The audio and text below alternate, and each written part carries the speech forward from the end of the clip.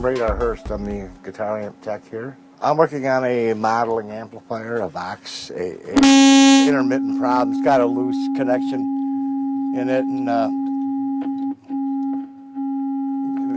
it's usually what goes wrong with these things as a rule. Not so much as computer failure, but as a problem with connections, because they're very complicated. They're like, it's a computer meets amplifier kind of thing. You can see that they are more complicated than your average.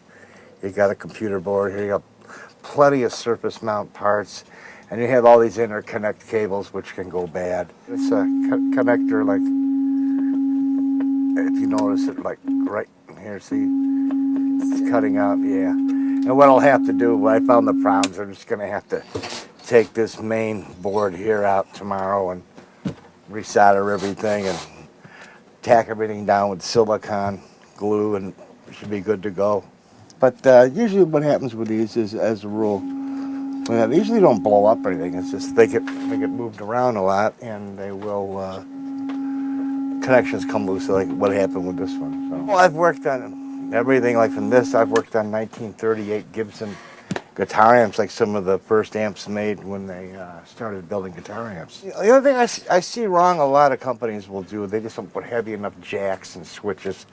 A guy will, like, for example, step on his guitar cord and break the jack. They're just not as tough as the old ones. But then again, what you get for the money, you get more for the money, I mean, feature-wise. But you don't get the durability like the old ones. But of course, these are nowadays are more sophisticated too. I mean, with the tricks. So I guess it's a trade-off, huh? I have been a player for 44 years. What do you play? Guitar and pedal steel. I use pedal steel amps, 250 watt solid state. I don't like to work on my own stuff. Discrete, no ICs. And I have like 2 pedal steels and like 10 guitars, different kind of nylon string.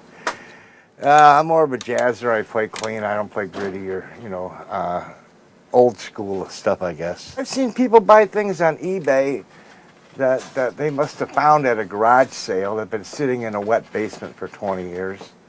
And it actually was a pretty good, unit at one time, but it pulled a lot of moisture and it started rusting. And that's the worst thing you can do to any piece of electronic gear, is leave it in a damp garage or basement. And buying older stuff, make sure that it's been stored in a dry environment, because the worst thing to do is try to get rust out of there. I had a guy brought me, it was in a flooded basement, and I was like, dude, I can't do anything with this. And if you did, you get it run, and then something else will go wrong, then you'll be a bum, you'll be married to it forever, as the old timers used to say. And another problem too, I see with the amps, people don't read the instruction book, and you have all these inputs and outputs in the back, and people just say, it's got to go somewhere, and they plug something in and damage it. I've seen that happen too. Or also plug something in the external speaker jack, and the speaker's shorted, or something's wrong with it. I've seen it all. I had an old Fender amp in here one time that as soon as you turned the standby switch into on, the fire would jump out of the switch into ground. I've only seen that one time in 40 years.